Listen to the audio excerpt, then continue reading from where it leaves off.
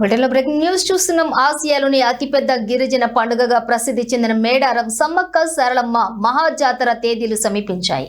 ఈ నెల 28న ప్రారంభం కానున్న ఈ మహోత్సవానికి కోట్లాదిగా తరలివచ్చే భక్తుల సౌకర్యార్థం తెలంగాణ ప్రభుత్వం విస్తృత ఏర్పాట్లు చేసింది. ముఖ్యంగా దక్షిణ మధ్య రైల్వే, తెలంగాణ రాష్ట్ర రోడ్డు రవాణా సంస్థ సమన్వయంతో ప్రయాణికులకు ఎలాంటి ఇబ్బందులు కలగకుండా పకడ్బందీ రవాణా సౌకర్యాలను కల్పిస్తున్నాయి.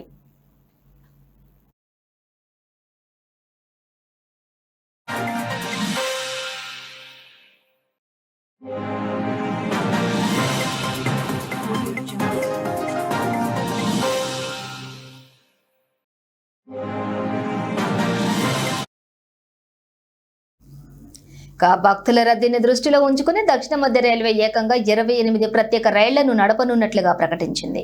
మేడారానికి నేరుగా రైలు మార్గం లేనందున సమీపంలోని ప్రధాన రైల్వే స్టేషన్లైన వరంగల్, కాజీపేట్లకు ఈ రైళ్ల రాకపోకలు సాగిస్తాయి. ఈ నెల 28, 29 తేదీల్లో ఈ ప్రత్యేక సర్వీసులు అందుబాటులో ఉంటాయి.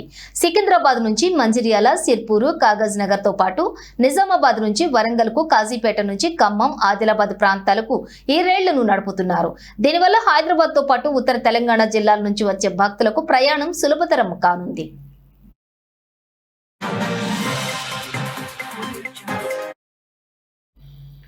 ఇక రైళ్ల ద్వారా వరంగల్, కాజీపేట స్టేషన్లకు చేరుకున్న భక్తులు అక్కడి నుంచి నేరుగా మేడారం గద్దెల వద్దకు వెళ్లేందుకు టీజీఎస్ఆర్టీసీ భారీ స్థాయిలో బస్సులను సిద్ధం చేసింది.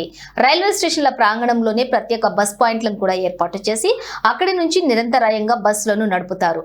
రైలు దిగిన వెంటనే బస్సు అందుబాటులో ఉండేలా రైల్వే, ఆర్టీసీ అధికారులు సమన్వయంతో పనిచేస్తున్నారు.